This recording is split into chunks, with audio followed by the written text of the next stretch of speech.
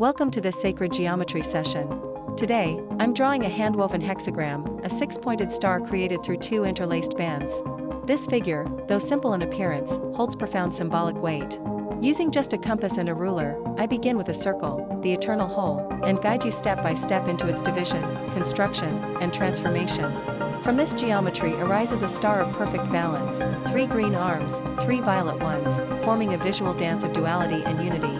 You'll see this shape in Islamic mosaics, Celtic knots, and esoteric traditions across the world. It represents the interconnection between opposing forces, earth and sky, light and shadow, body and spirit.